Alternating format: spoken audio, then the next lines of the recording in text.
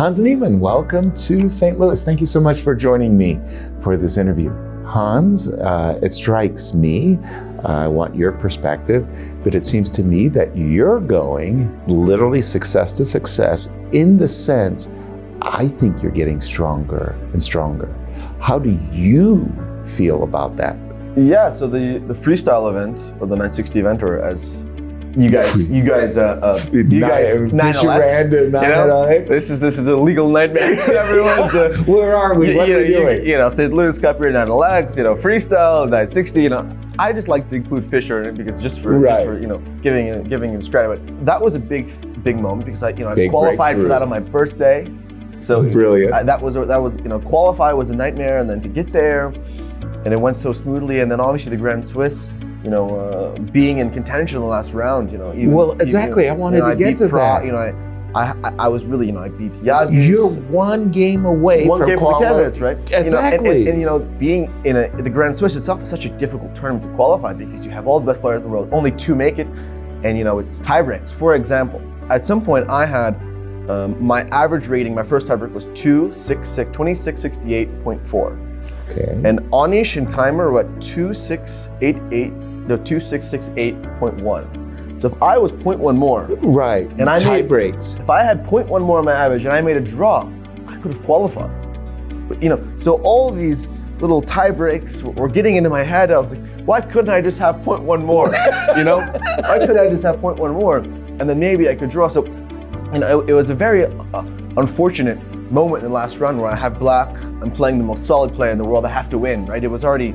But the way I beat Prague, I was very happy. I feel like I'm improving, I'm getting better, and I just want I think the more opportunities at the biggest stage of the World Cup. Yeah. So I feel really confident in a knockout format, especially as things get faster. Right. So I'm improving, and I hope to the dream is to get to the Grand Chess Tour and to continue playing. So I was so jealous. São Paulo, Brazil. It's such a cool place. Wasn't that great? Oh, but I was watching.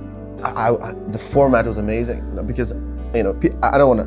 Obviously, the Grand Chess Tour had this format in 2019, but I sort of had my matches where I played 3 matches, actually identical format, but it was 3 times shorter. So how you guys played 2 classical games, 2 rapid, and 4 blitz. I played my match with Anish was 6 classical games, 6 rapid, and 12 blitz, and we had the exact same score system. So I can say I'm a huge fan of this format, and I really think that it encapsulates who the best player in the world is because.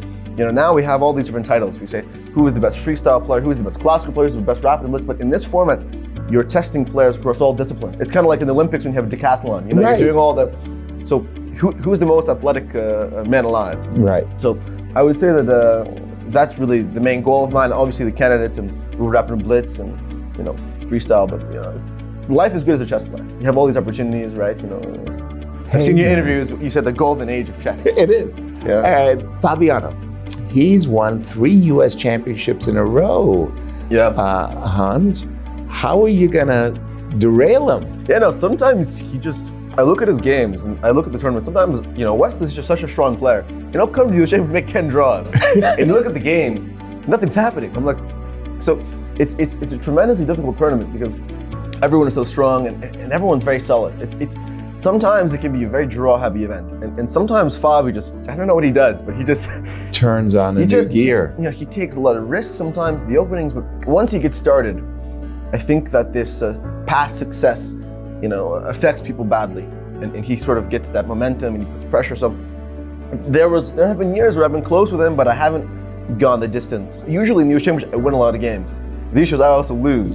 So I think in the past 3 years, at some point there were like 2 wins. I would, at one point it was 2 wins and then 2 losses, and then at some point I started with 3 losses and then I won 3 games. So I suppose there should be more consistency because even in the Grand Swiss, other than my last game, I didn't have a single worse position the entire tournament. So, I think the most important thing is to bring consistency and to just avoid losses. But that's everyone's advice, right? But it sounds simpler than it is. Hans, I'm going to give you a chance to get in a commercial. You're wearing Endgame.ai. I'm surprised you haven't seen it. It's everywhere. What is it? No, what are we doing? It's a chess platform. It's a chess platform. Even if you want to play, you can play. Really? Yes. It's a live chess platform. Fantastic. No, it's one of I'm the CEO and founder. So as a chess player, I also run a company. We have team of 10 engineers and great people. So yeah, we're trying to build a chess platform. We're building a lot of interesting educational features with AI. But yeah, no, the commercials, people know already. Oh, I've plugged it enough. Wonderful. Hans Niemann, thank you so much for joining me. Thank you, Yasser. Thank you. Absolutely. Take care.